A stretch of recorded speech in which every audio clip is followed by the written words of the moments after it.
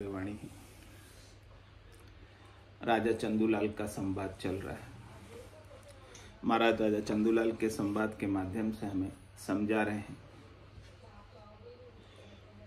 कि हमारे आत्मा के कल्याण का कार्य करने के लिए हमें क्या करना रहेगा।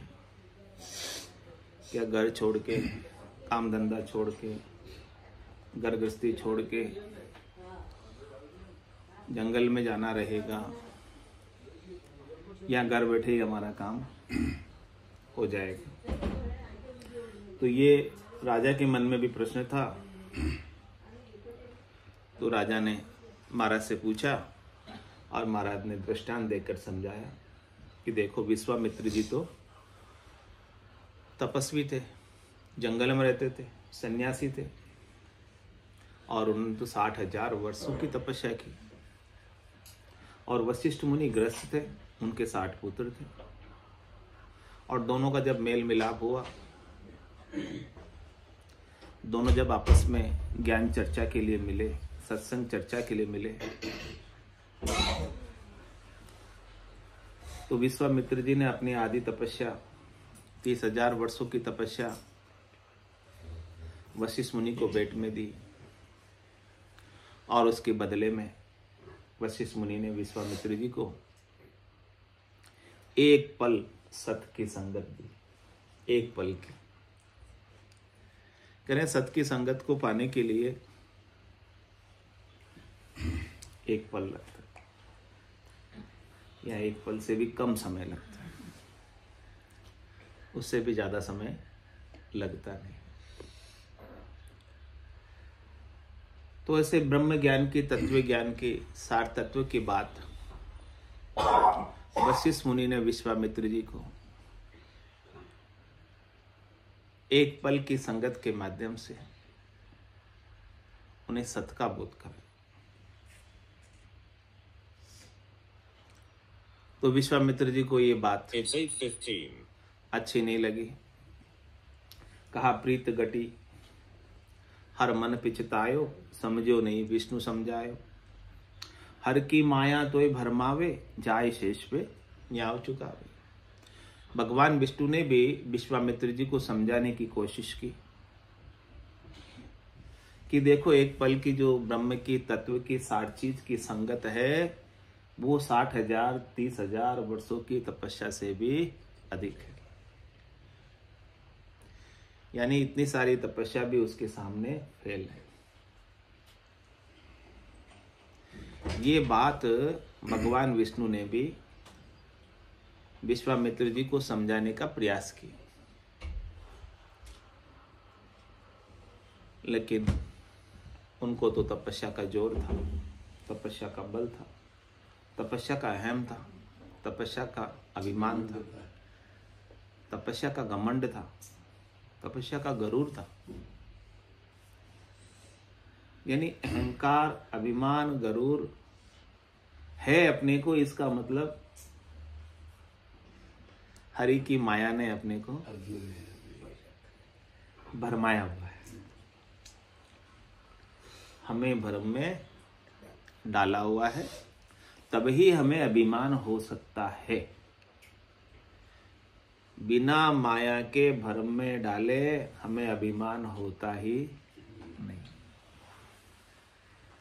किसी भी बात का अभिमान है, इसका मतलब हरि की माया हमें भ्रमित कर रही है, अटका रही है, रोक रही है। तो क्या कहा विष्णु ने? हर की माया तोय भरमावे। हरि की माया तुझे भरमा रही है। माया बड़ी बलाए, डाव दे पकड़े आई। ये हरि की माया कैसी है? डाव लगाती रहती है, पकड़े रखती है। ये हरि के पास जाने में दीवार बन के खड़ी रहती है। कैसे चला जाए मेरे सुख दुखों को छोड़कर, और अपने सुखों में लगाए रखती है। और सुख कभी अकेला नहीं मिलता, सुख दुख के साथ ही आता है। मृत्यु का दुख किसे आएगा? जिसका जन्म नहीं हुआ उसे आएगा ना मृत्यु का दुख। जिसका जन्म नहीं हुआ उसे ही मृत्यु का दुख आएगा। जिसने जन्म का सुख लिया है उसे ही मृत्यु का दुख आएगा। जो कभी जन्मा ही नहीं है उसे मृत्यु का दुख भला कैसे होगा?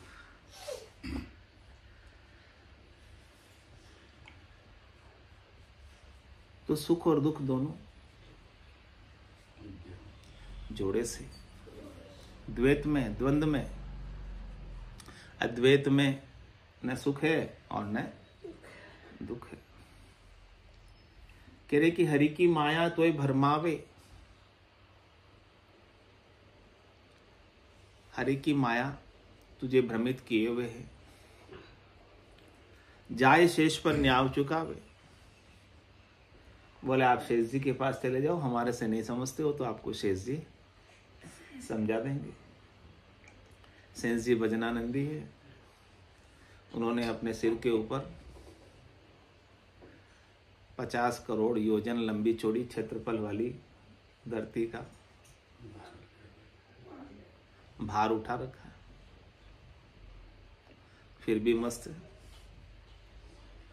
फिर भी मगन है, फिर भी हरि के गुण गा रहे हैं, फिर भी आनंद में है।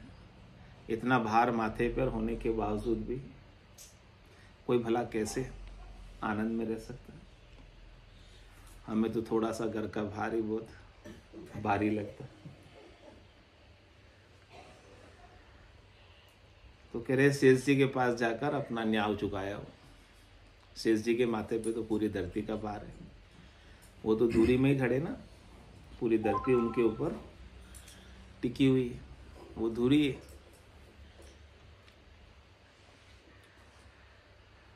तो गए शेष जी के पास, चलो चलते हैं, हमारा न्याय तो करना ही है।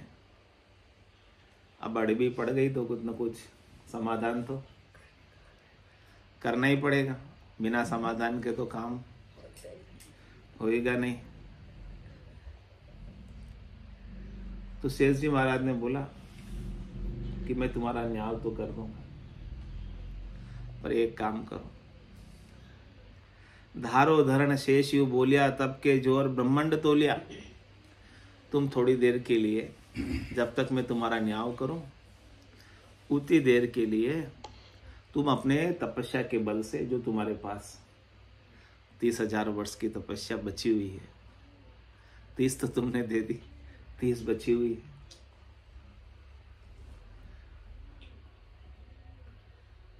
वो लगा दो और उससे धरती को थोड़ा सा संभाल लो। थोड़ी देर तुम संभालना, पीछे से मैं तुम्हारा न्याय कर देता हूँ। हाँ, बोले मेरे पास तो तपस्या का बल है, मेरी तपस्या तो मैं ब्रह्मांड को तोड़ देता हूँ, धरती क्या चीज है। इतना उन्हें तपस्या का अहंकार था, लगा दी 30,000 वर्ष की तपस्या भी बची हुई। बोले घुसकी धरण मुनीश्वर दूजियो। धरती जो है नीचे जाने लग गई, ठहरी नहीं। और मुनि जो है विश्वामित्र जी दूजने लगे। बोले क्या हो रहा है, मेरी तपस्या काम क्यों नहीं कर रही? अब उनको पता चल गया कि मेरी तपस्या जो है इस धरती को ठहराने में भी काम नहीं आ रही।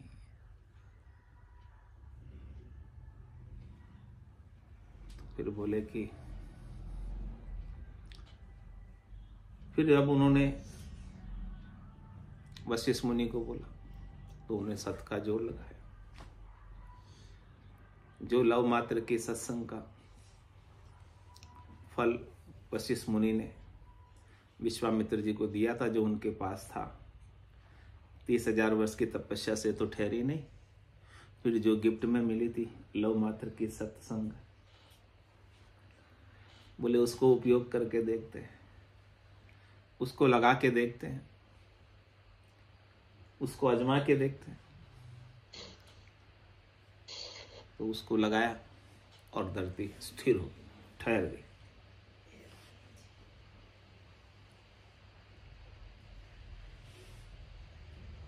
तब उन्हें पता चला कि इस लव मात्र की, पल मात्र की, सत्य के संग के सामने 60,000 वर्ष की तपस्या भी बेकार है, व्यर्थ है। तो सतगुरु शब्द साँच कर पूजियो। फिर उन्होंने जो शब्द दिया है, इस शब्द को साँच समझकर इसका आदर किया, सत्कार किया, इसे समझा।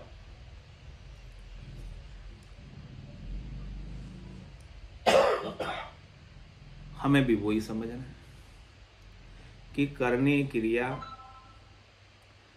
करके हम परमात्मा को प्राप्त करना चाहते हैं। करने क्रिया करने से परमात्मा नहीं मिलते, माया ही मिलती है, और माया बिना परिश्रम के मिलती नहीं। तपस्या का फल बिना तपस्या के मिलता नहीं, लेकिन वो स्थिर कभी रहता नहीं, वो मिट जाता है। लेकिन सत्य का ज्ञान हो गया, सत्य की समझ आ गई, वो हमेशा बनी रहने वाली, वो कहीं जाने वाली ही नहीं। तो उपजी प्रीत हर डिंब निवार्यो। अब उनको सत्य के प्रति, स्वरूप के प्रति, अविनाशी के प्रति प्रीत उत्पन्न हो गई, प्रेम उत्पन्न हो गया, और उन्होंने अपना अभिमान, गर्व, गुमान, तपस्या का जो था उसका निवारण किया, और ऐसे सच्चे साधक, ब्रह्मज्ञानी, तत्वज्ञानी, केवल्य के ज्ञानी का संग करके साध संगत मिल कारज सारे, ऐसे साधना करने वाले, भक्ति करने वाले जनों का संग करके, उनसे ऐसा ज्ञान प्राप्त करके इस मनुष्य देह का कारज सार लिया। इस मनुष्य देह का क्या कारज है? इस विनाशी देह का क्या कारज है? ये विनाश को प्राप्त होने ही वाली है, किसी की भी ये मनुष्य देह रहने वाली नहीं है। इस विनाशी देह से आपको अविनाशी परमात्मा का बोध कर लेना ही सबसे मोटा काम है। बाकी संसार के सारे काम इस काम के सामने छोटे मोटे हैं, फालतू के हैं, व्यर्थ के हैं, बेकार के हैं, जिनसे कुछ आनी जानी नहीं, जिनका कुछ लेना देना नहीं।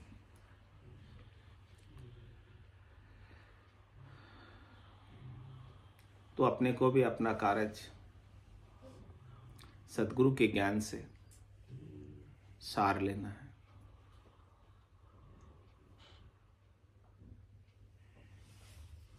स्वरूप का बोध हमें हमेशा बना रहे, अविनाशी का बोध हमें हमेशा बना रहे। हमारी दृष्टि में से नाशी का जो अभी महत्व बना हुआ है, महत्व बुद्धि है नाशी के प्रति अभी हमारी, वो महत्व बुद्धि का निवारण हो जाए और हमारा महत्व केवल और केवल सत हरि भजन, जगत सब सपन, उमा कहत में अनुभव अपना, ऐसा आपका अनुभव बन जाए। जो भगवान शंकर का अनुभव है वो आपका अनुभव हो जाए। और आगे महाराज राजा चंदूलाल को दृष्टांत देकर समझा रहे कि घर में रहकर प्राप्त कर सकते हो या घर छोड़कर जंगल में जाकर मिलेगा। एक दृष्टांत तो दे दिया, ग्रस्त थे वशिष्ठ मुनि और तपस्वी थे विश्वामित्र जी।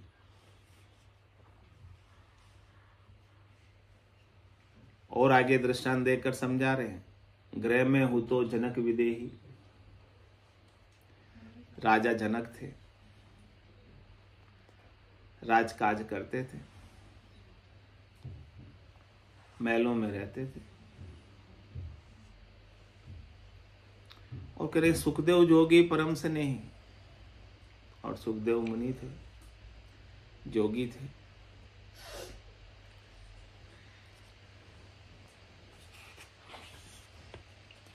सुखदेव जी कैसे थे?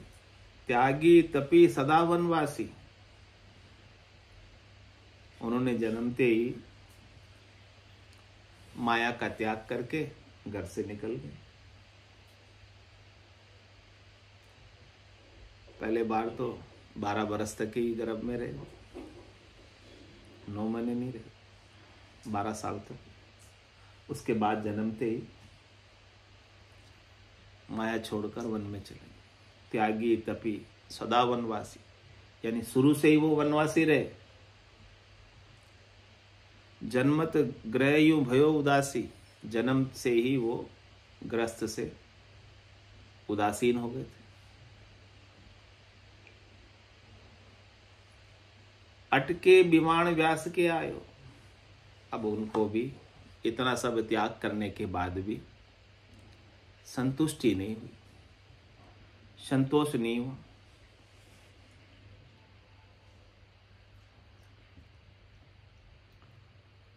उनको ऐसा लगा कि कुछ न कुछ अभी भी कमी है। उनको अभी तक निर्भयता नहीं आई माया को त्यागने से।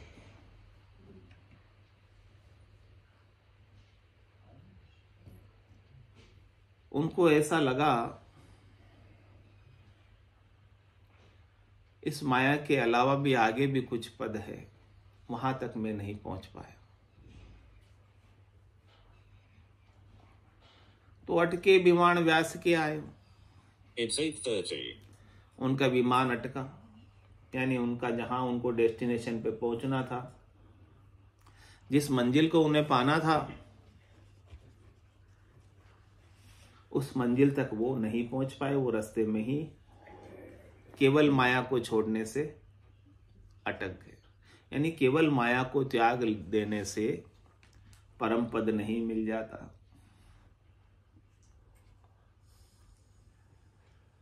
तो अटक्यो विमान व्यास के आए। वो अपने पिताजी वेद व्यास जी के पास आए।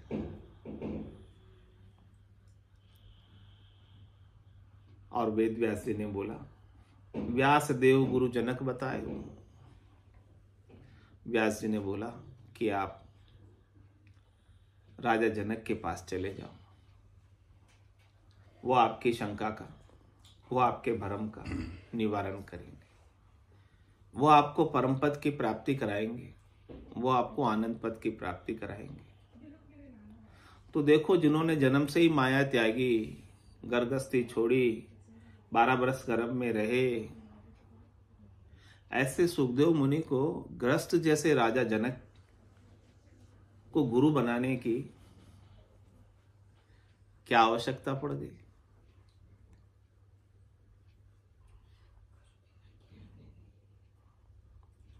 सुखदेव जति जनक गुरु राया। सुखदेव जति थे, जोगी थे, तपस्वी थे, सन्यासी थे, माया के त्यागी थे। उनके जनक जैसे गुरु जो ग्रस्त थे, सब राजकाज करते थे, लेकिन इनके पास आकर भक्ति भेद ले मोक्ष सिधाया। इनके पास आकर सुखदेव मुनि ने राजा जनक से भक्ति का भेद लिया, कैवल्य का भेद लिया, तत्व का भेद लिया, स्वरूप का बोध किया, सतराम का स्मरण किया, सतराम का नाम जेला उनसे आकर। ऐसो नाम जिलावे कोई, कियोड़ा करम सबे रद्द हुए। जो ऐसा नाम जेल लेता है, उसके किए हुए सारे कर्म रद्द हो जाते, नल एंड वॉइड हो जाते। और जिसका एक कर्म बाकी नहीं रहा। सुख दुख किसके कारण से भोगते हैं? कोई सुख दुख हमें देता है उसके कारण से भोगते हैं या अपने ही कर्मों के कारण से भोगते हैं? अपने ही कर्मों के कारण से हम सुख दुख भोगते हैं। अब जिसका एक भी कर्म बाकी नहीं रहा, अब उसे सुख दुख भोगने की आवश्यकता बचेगी? उसे सुख दुख भोगने के लिए किसी शरीर को धरने की जरूरत रहेगी? किसी माता के गर्भ में आना पड़ेगा? गर्भवास के दुख देखने पड़ेंगे?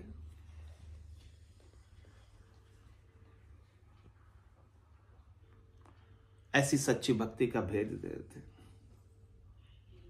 कि एक कर्म नहीं रहता। ऐसी सच्ची का भेद प्राप्त होने के बाद, ऐसे ब्रह्म का, तत्व का, अविकारी का, अविनाशी का भेद प्राप्त होने के बाद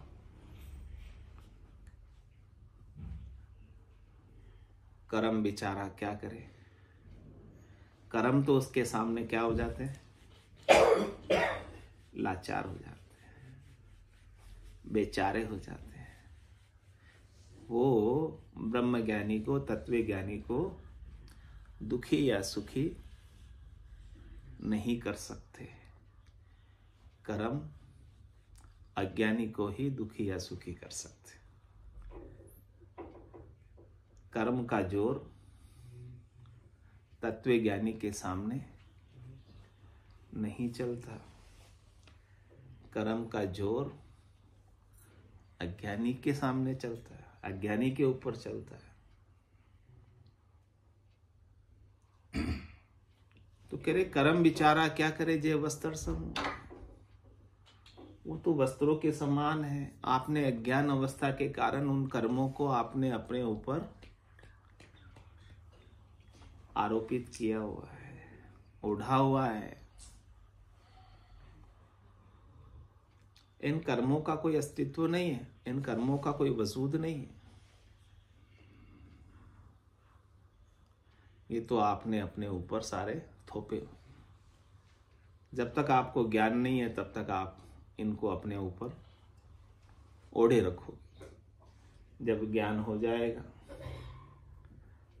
स्वरूप का बोध हो जाएगा, अविनाशी की समझ आ जाएगी,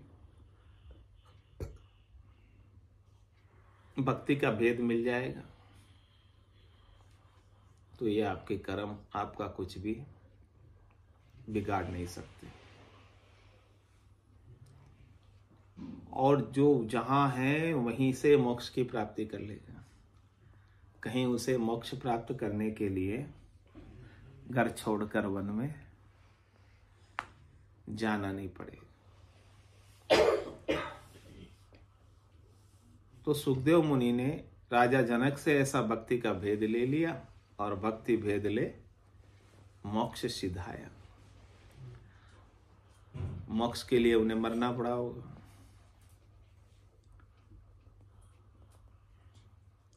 जीते जी ज्ञान प्राप्त करते ही मोक्ष की प्राप्ति होगी।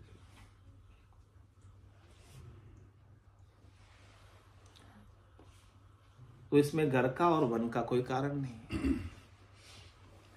जो राजा की शंका थी, चंदूलाल की शंका थी, उस शंका का समाधान दृष्टांत देकर महाराज कर रहे हैं। कि गृह त्याग की क्या अधिकाई, नारद के गुरु देवर भाई। और आगे दृष्टांत दे दिया तीसरा। नारद जी मुनि थे और उनके गुरु कालू जी धीवर थे, मछुआरे, मच्छी पकड़ने वाले। ऐसे उनके गुरु थे जो गृहस्थ में रहते थे।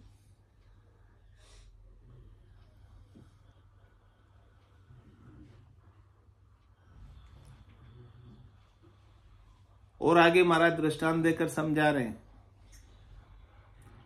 राजा अम्बरीश ऋषि दुर्वासा, वो वनवासी, वो गृह उदासा। दुर्वासा ऋषि वनवासी थे और राजा अम्बरीश ग्रस्त थे। घर में रहते हुए उदास थे। उदास होने का मतलब तटस्थ, तटस्थ यानी घर में रहते हुए उनमें घर के सारे सुखों से उनको कोई राग नहीं, कोई हेत नहीं, कोई मोह नहीं, कोई आसक्ति नहीं। इस प्रकार से वो ग्रस्त में अपने जीवन का निर्वाह कर रहे थे।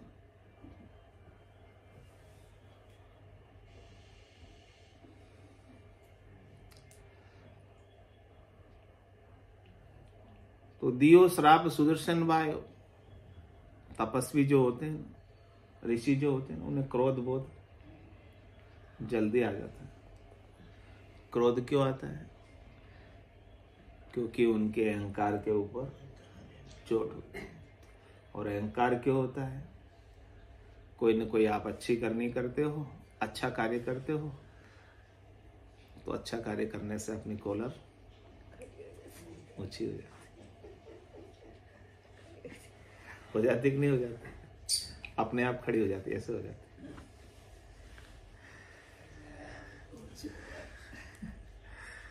तो दुर्वासा मुनि भी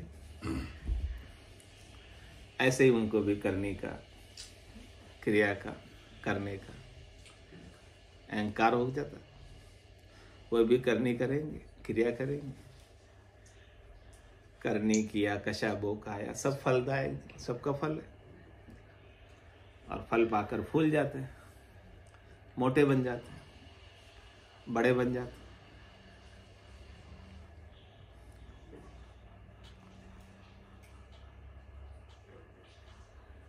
तो दोष क्या था राजा अम्बरीश का कि दुर्वासा जी ने उनको श्राप दे दिया।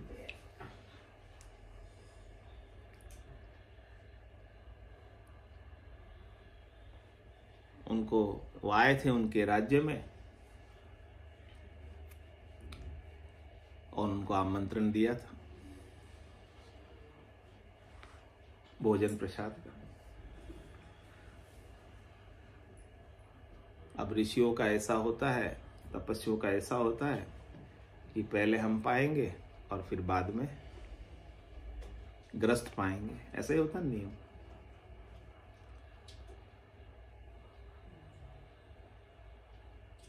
तो राजा अम्बरीश का 11 किए थी उन्होंने, और 11 का पारणा करना था। 11 का पारणा कब करते? 12 को करते हैं। हाँ, 12 को पारणा करना। उस दिन 12 थी, पारणा करना था उन्हें। तब पारणा करने में कुछ ना कुछ तो पाना पड़े ना, तब पारणा हो गया, बाकी कैसे हो? तो उन्होंने तुलसी दल और जल से पारणा कर लिया। अब वो दुर्वासा जी तो जिम में नहीं थे, इससे पहले उन्होंने पारणा कर ली।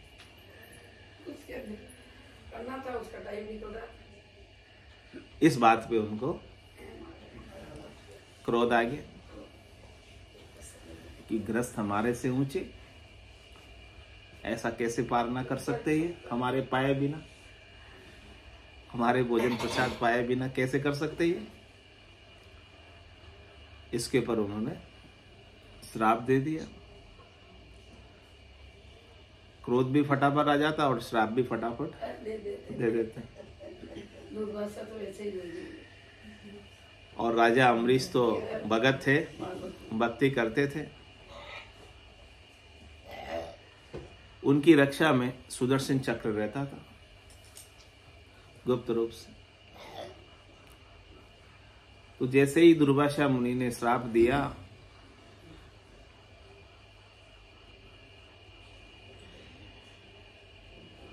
तो सुदर्शन चक्र जो है दुर्वासा जी के पीछे लग गया। कह रहे दियो श्राप सुदर्शन बायो, अच्छा, श्राप दिया और सुदर्शन चक्र भी दुर्वासा जी ने उनके ऊपर चलाया, राजा अम्बरीश पर। और राजा अम्बरीश भक्त थे, तो सुदर्शन चक्र उनको कुछ बिगाड़ नहीं सका उनका। उल्टा रिटर्न होकर जिन्होंने चलाया दुर्वासा मुनि ने, उन्हीं के ऊपर, उनके पीछे लग गया। उल्टा चक्र उसी के आए, वापस उनके पीछे लग गया। अब पूरी हर पास पुकारे, जन को द्रोह कौन उबारे। अब वो सब पुरियों में गए, सबके पास गए, कोई तो बचा ले सुदर्शन चक्र से।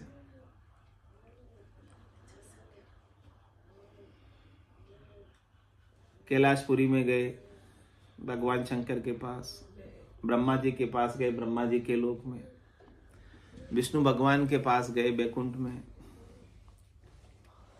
और सबसे प्रार्थना की कि सुदर्शन चक्र से मुझे बचाओ।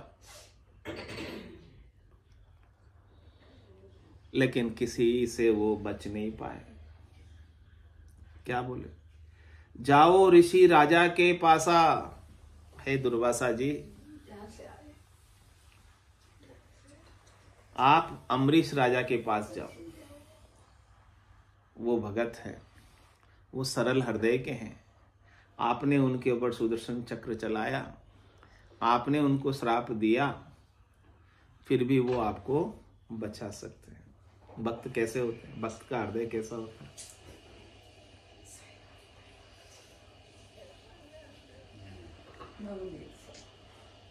जो आपका अपकार कर रहे हैं उसकी भी वो रक्षा कर रहे, ऐसा उनका हृदय होता है। जाओ ऋषि राजा के पासा, बग से चूक मिटे भव त्रासा। आपसे जो गलती हुई है, आपसे जो भूल हुई है, आपसे जो नादानी हुई है, नादानी कब होती है? क्रोध में। क्रोध में हमें समझ नहीं होती है, विवेक खो देते हैं। आपसे जो गलती हुई है, आपकी चूक को भक्त माफ कर देते। क्षमा का गुण भक्तों के अंदर होता है। तो आप वापस राजा अम्बरीश के पास जाओ, वो आपकी भूल को माफ कर देंगे। उनसे जाकर आप क्षमा याचना करो, माफी मांगो। बग से चूक मिटे भव त्रासा। आपके पीछे जो त्रास लग रही है इस सुदर्शन चक्र की, पूरा करके चलिए। वैसे तो आवाज तेज आती है आपकी, बोल लेना इसमें यार। क्या वो आवाज कम आ रही? आवाज कम आ रही क्या?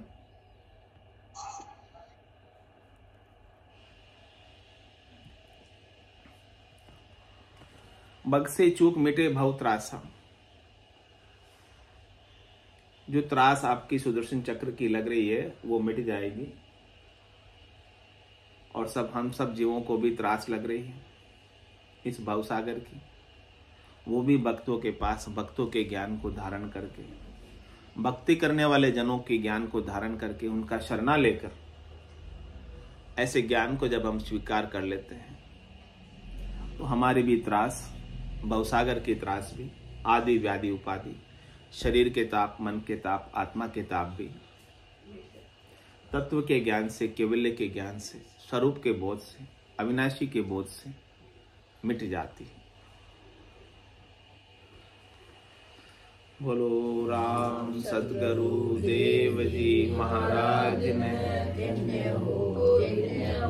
अनंत दयाल सद्गुरु सुखराम जी महाराज ने, अनंत श्री सद्गुरु सुखराम जी महाराज के ज्ञान स्वरूप भगवान में, केवली भगवंता में, जीवा तारण जहाज में, मोक्ष के मार्गा में, अनंत कोटि संतान में, राम सभा में, राम राम सा, राम राम सा, राम राम सा, राम राम सा।